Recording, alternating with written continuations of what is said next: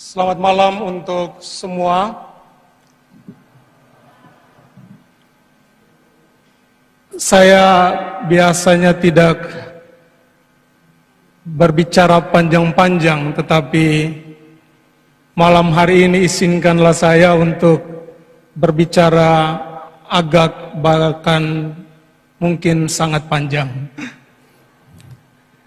Yang mulia Duta Besar berkuasa penuh untuk Indonesia dari Vatikan, Monsignor Piero Popo, yang terhormat Bapak Menteri Agama Republik Indonesia, yang mulia Bapak Kardinal Ketua KWI Monsignor Ignatius Suharyo dan para Bapak Uskup,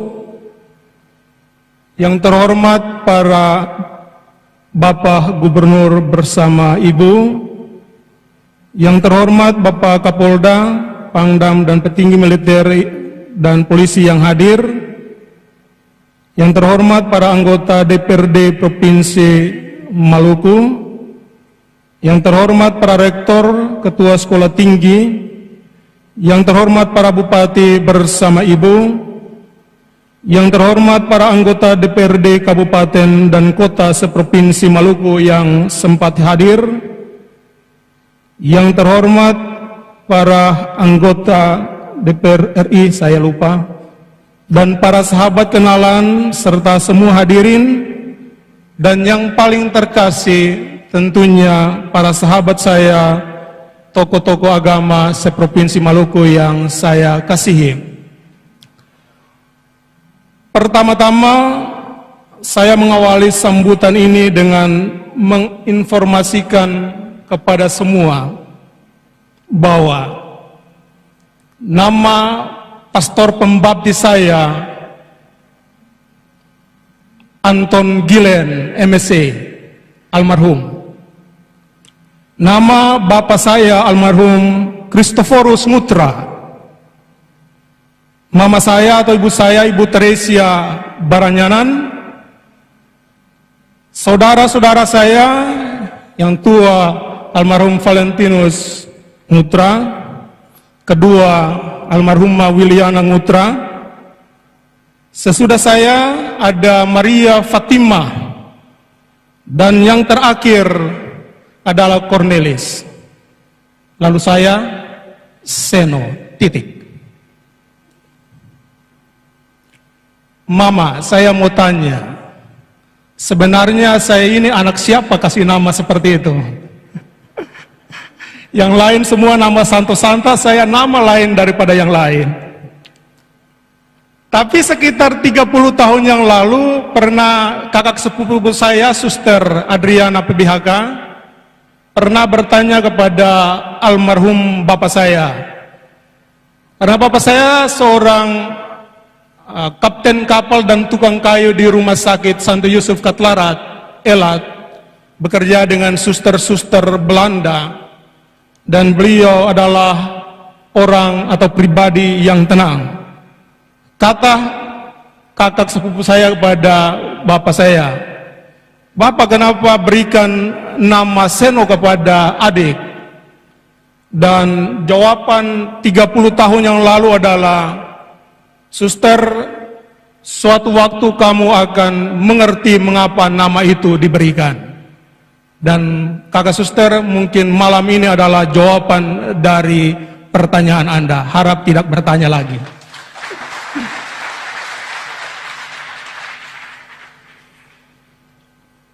Para hadirin sekalian, ya memang untuk mempertahankan ajaran gereja Katolik, terutama di dunia maya maupun dunia nyata, saya termasuk Romo yang dicap memang gila, karena nama Seno itu dalam bahasa Manado artinya gila. Karena untuk para pengkritik gereja Katolik, saya biasanya mempunyai 3 jawaban, 3 tingkatan jawaban. Jawaban pertama adalah jawaban halus dan logis. Jawaban kedua adalah teologis dan ilmiah. Tapi jawaban ketiga adalah to the point dan terkesan keras, dan bahkan kasar. Dan sepak terjang saya di dunia maya selama 13 tahun terakhir ini pasti diketahui oleh umat keuskupan dunia maya.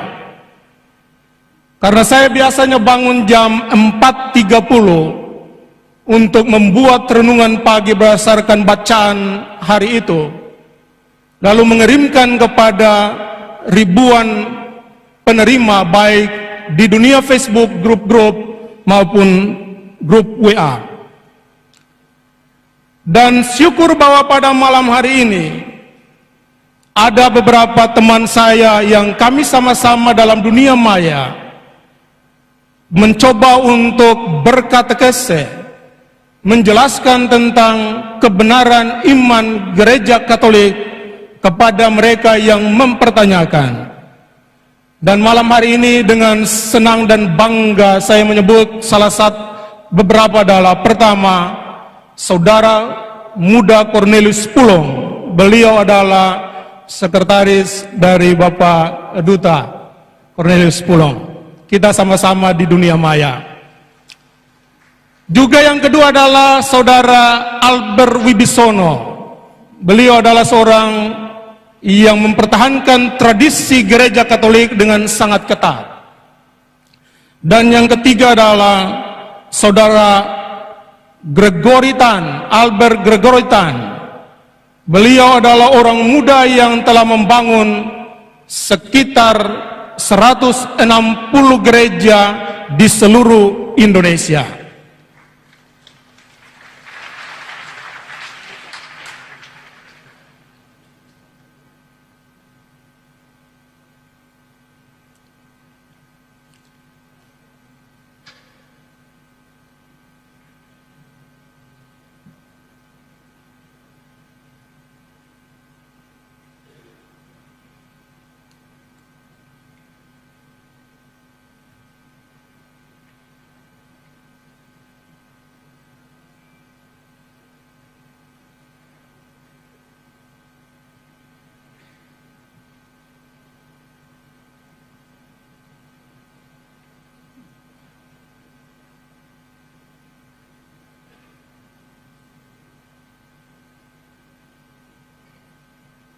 Selamat datang saya sampaikan kepada Bapak Menteri Agama. Terima kasih. Juga sahabat saya Bapak Pangdam 16 Patimura. Dan para bapak yang lain yang saya tidak sempat sebut satu persatu. Saya lagi berada dalam sambutan. Saya mohon izin untuk meneruskannya.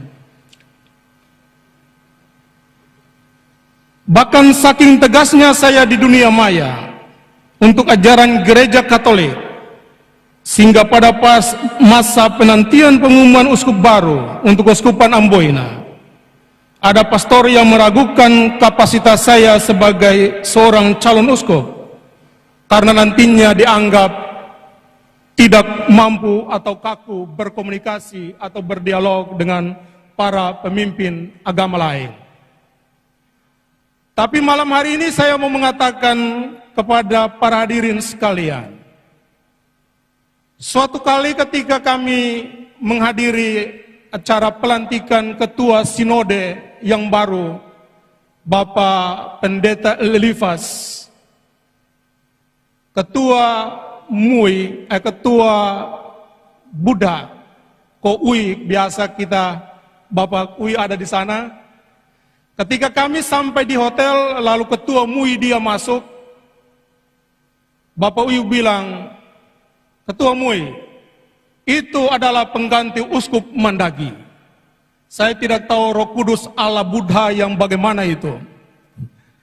Tapi serentak pada saat itu lalu Ketua MUI dengan mengangkat kedua tangan, mendoakan bismillah dan lain sebagainya, sesuai dengan ajarannya. Dan sekali lagi saya terkagum-kagum karena tidak tahu juga Roh Kudus jenis yang bagaimana seperti itu. Dan pada malam hari ini saya mau mengatakan, Ketua Sinode yang saya hormati, Bapak Pendeta Elifas, beliau ada di sana. Kami dua ini nasib hampir sama. Karena dalam periode sebelumnya beliau adalah Sekretaris Umum Sinode GPM, dan saya adalah Sekretaris Umum Keuskupan Amboina. Pada bulan April tahun lalu, beliau terpilih pertama menjadi Ketua Sinode. Saya WA beliau, karena kami dua biasa saling menyapa brother. Bro, selamat bersusah-susah mengatur para pendeta. Waktu pun bergulir, dan ketika tanggal 8 Desember saya diumumkan oleh Paus untuk menjadi Uskup Keuskupan Amboina, lalu dengan nada yang sama beliau WA kembali kepada saya, bro, mari kita susah sama-sama karena kamu mengatur para pastor. Dan untuk malam hari ini, ketika beliau mau datang menghadiri misa ini, beliau tanya saya, bro, saya pakai pakaian biasa atau pakaian kebesaran? Dan saya bilang, bro, pakai pakaian kebesaran, supaya kita dua sebentar foto bersama, supaya dunia tahu bahwa kita adalah murid Kristus, walaupun kadang kita bakelai. Para hadirin sekalian, dari malam yang mencekam menuju siang atau hari yang membahagiakan. Kalimat ini mau menjelaskan tentang pengalaman 21 tahun yang lalu. Ketika ada 5 pemuda dibuat hatinya gentar ketakutan di rumah Unyo Langgur di atas tanah para martir. Ketika ada desakan dari sebagian umat dan para pastor terhadap Monsinyur P.C. Mandagi untuk tidak boleh menabiskan ke-5 pemuda itu. Tapi Monsinyur Mandagi dengan tegas menjawabnya, saya bukan dipilih oleh umat, saya dipilih dan diangkat oleh Paus. Maka apapun yang terjadi, esok saya akan menabiskan mereka, kendatipun kalau nyawa menjadi taruhannya.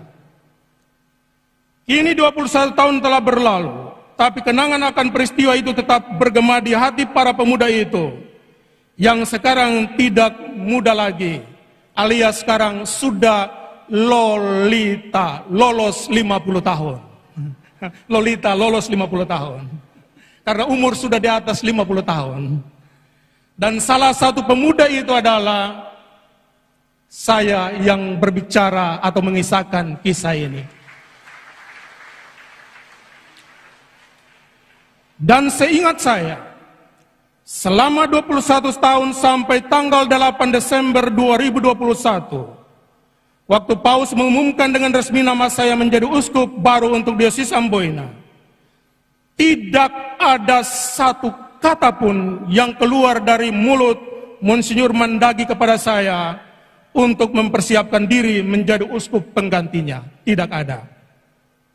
Demikian pun dari pihakku, saya tidak pernah bertanya satu kata pun kepada beliau tentang siapa yang dipersiapkan untuk menjadi penggantinya. Yang ada di antara kami berdua adalah beliau mempercayakan banyak tugas kepada aku selama menjadi imam, terutama dalam 5 tahun terakhir ini, sebagai sekretaris, hakim gereja, ketua yayasan kesehatan, rektor praimar, dan lain sebagainya. Dan saya tak pernah mengeluh karena merasa berat atau tak mampu mengemban tugas-tugas itu. Terima kasih Bapak Uskup Mandagi, karena saya telah mendapatkan jawaban dalam rapat kita yang terakhir, rapat kuria. Kata beliau, saya tidak mencetak uskup, tetapi saya menyiapkan calon pemimpin.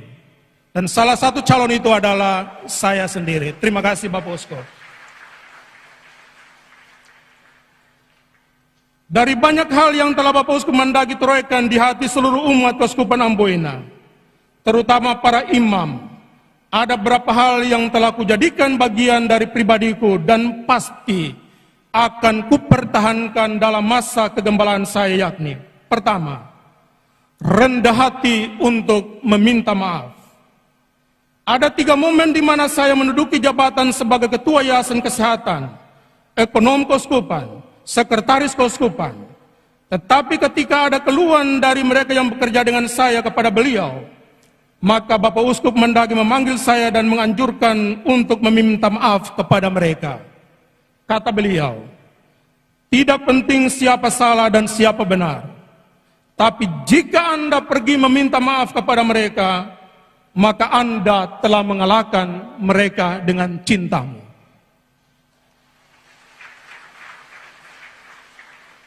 Demikian pun ada 3 hal yang sejak awal bersama Bapak Uskup telah kuambil dan kujadikan milikku, yakni setia merayakan Ekaristi. Dari sejak saya imam, ekonom, bahkan sampai sekarang, Bapak Uskup Mendagri punya tempat duduk itu selalu terisi 15 menit sebelum doa laudes.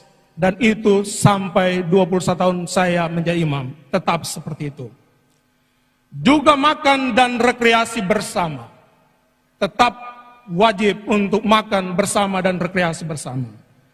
Dan semuanya itu hanya bisa dilaksanakan ketika ada disiplin diri dan disiplin waktu yang beliau tegakkan. Maka benarlah apa yang beliau katakan, beliau sendiri menjadi contoh dari apa yang dia anjurkan kepada kami para imamnya. Dan tentunya budaya green, clean, dan disiplin yang akan tetap saya jaga dan lestarikan selama masa kepemimpinan saya. Doakan saya, Bapak Uskup. Para hadirin sekalian, Duc in altum adalah moto tabisanku. Moto ini sebenarnya adalah kelanjutan dari moto tabisan imamatku. Dalam Lukas bab 5 ayat 5, tetapi karena engkau menyuruhnya. Ya, Petrus semalaman menjala dan tidak menangkap apa-apa. Tetapi karena Yesus menyuruhnya, Duc in altum, bertolaklah ke tempat yang lebih dalam dan tebarkanlah jalamu. Awalnya walaupun Petrus agak ragu-ragu, tapi karena Yesus yang menyuruhnya, maka ia menebarkan jala juga, dan apa yang terjadi? Ia menangkap banyak ikan. Dalam rasa yang sama, saya pun mengalami dalam perjalanan imamat saya sampai tabisan uskup sekarang ini. Dalam kelemahan dan kerapuhanku, saya tetap percaya bahwa sama seperti seorang tentara tidak mungkin pergi berperang tanpa senjata, maka demikian pun Tuhan yang telah memanggil dan memilihku menjadi gembala keuskupan ini, dialah yang akan melengkapi dan menyempurnakanku. Duc in altum inilah yang telah membuat saya berkunjung ke paroki-paroki yang jauh, terpencil sebelum tabisan ini. Dan teman-teman dunia maya pasti mengikuti cerita-cerita pendek syarat makna dan iman dan kemanusiaan.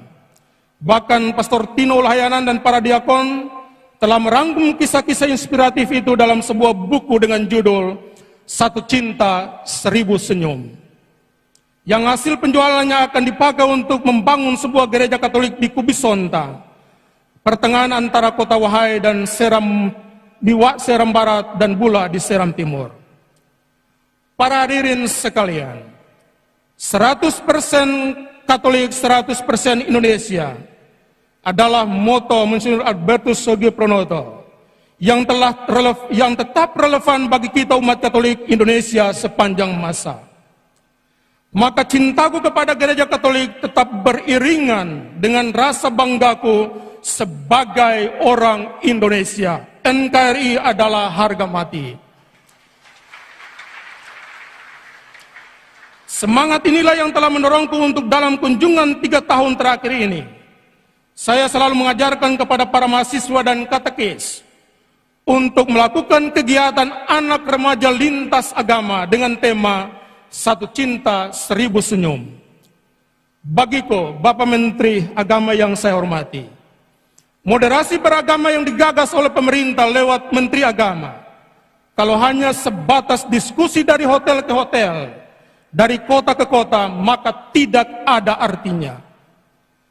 Bapak Menteri, daripada duit itu diberikan untuk mereka diskusi lebay, kasih saya untuk kegiatan anak-anak lintas agama.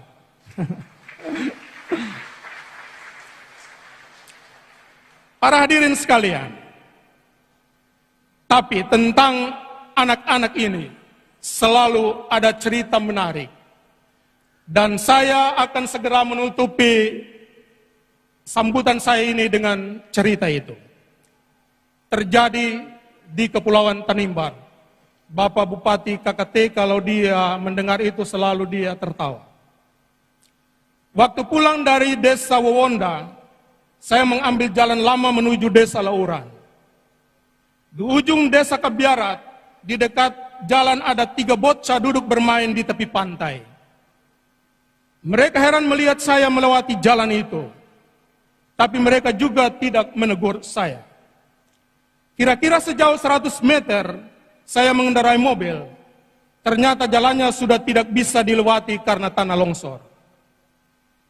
Akhirnya saya balik dan mendapati 3 bocah itu masih duduk bermain di tepi pantai. Yang agak besar memandang saya dengan agak sinis. Sambil menggunakan logat Kebiarat, ia berkata, "Bodok toh."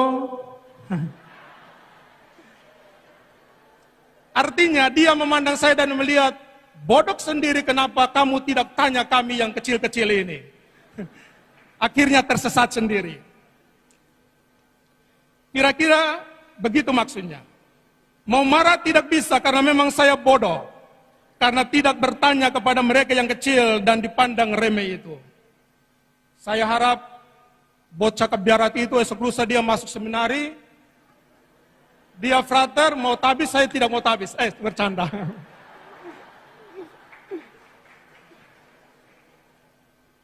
Pelajaran penting adalah, kadang kita orang dewasa begitu sombong dan arogan, menganggap diri tahu segala sesuatu. Namun inilah yang kita dapatkan, yakni semakin kita menyombongkan diri, maka hanya kebodohan dan kekurangan pribadilah yang kita tonjolkan dan ditertawai oleh orang lain. Tapi tentang indahnya toleransi dan dalam pergaulan anak-anak, saya sudah membuktikan itu. Dan pasti dalam masa kepemimpinan saya sebagai uskup di Maluku dan Maluku Utara, kemanapun saya berkunjung, akan selalu diisi dengan kegiatan anak remaja lintas agama. Ada bait pembukaan, teman mari kita terbuka dengan saudara beda agama. Teman mari kita menghormat dengan orang yang beda pendapat. Ada Islam, ada Buddha, ada Hindu, ada Kristen, dan semuanya kita bersaudara. Saya berharap semoga semua pemimpin agama, mari kita membantu pemerintah menebarkan pesona cinta dan kerukunan kepada semua anak bangsa dimanapun kita berada dan berkarya. Bahkan bila perlu, dan saya kemarin sudah WA brother saya, ketua sinode, saya bilang, "Bro, ke depan kita dua buat program sama-sama. Ketika turun di setiap wilayah, bahkan dengan ketua MUI, bahkan pemimpin agama lain, kita turun sama-sama. Biar orang-orang di akar rumput mereka tahu bahwa memang kita yang di atas-atas bersaudara, bukan tukang bakalai." Bapak sinode, ketua sinode. Akhirnya, untuk semua yang hadir malam ini dan yang membuat semua acara ini mulai dari liturgi sampai acara sebentar berjalan dengan lancar, pantaslah saya ucapkan terima kasih. Pertama kepada Bapak Duta, Bapak Kardinal dan para uskup, para pejabat pemerintah dalam semua jenjang TNI dan Polri, para anggota DPR RI, DPRD Provinsi, Kabupaten dan Kota, para sahabat dan kenalan, baik dari dalam maupun dari luar negeri, terutama teman-teman dari Malaysia, hasil Duk in Altum menurut bahasa Bapak Uskup Mendagi. Mereka datang juga sekarang. Juga spesial terima kasih untuk pertama Bapak Bupati Maluku Tenggara. Beliau ada di sebelah sana, seorang bupati muslim. Tetapi untuk perayaan ini beliau menyumbang semua peralatan busana uskup untuk saya. Terima kasih Bapak Bupati. Juga Bapak Bupati Kabupaten Kepulauan Tanimbar atas katedra dan kursi-kursi lain yang disumbangkan oleh Bapak Bupati KKT. Juga Bapak Fani Nayawan, sahabat karib saya, yang biasanya mendahului Roh Kudus, mendahului Roh Kudus, atas semua kasula baik yang dipakai oleh Bapak Duta, Kardinal, para uskup maupun semua imam. Bapak Yohanes Datawinata, Bapak Victor Farneupon, paman saya, atas sumbangan perlengkapan tabisan uskup. Juga Bapak David, Bapak Butet Ohelejan, Ibu Evi dan suaminya, Bapak Franz, Ibu Ana dan suaminya, atas sumbangan cincin, kalung dan kasula. Bapak Dharma dan teman-temannya, atas kerelanya untuk menyelesaikan gedung rumah sakit ortoped. Dan juga Bapak Yohanes, Bapak Gatot, Suki Sunyoto dan Broto, yang akan membantu pembangunan Kolose Kanisius di dataran Wayapo, Pulau Buru. Bunda Lisa Cokro atas sumbangan kaos, dan untuk semua pastor, frater, suster, dan semua saja yang tak sempat kusebut satu persatu namamu. Terima kasih untuk semuanya. Doaku semoga Tuhan membalas semua kebaikan yang diberikan kepadaku. Amin. Shalom.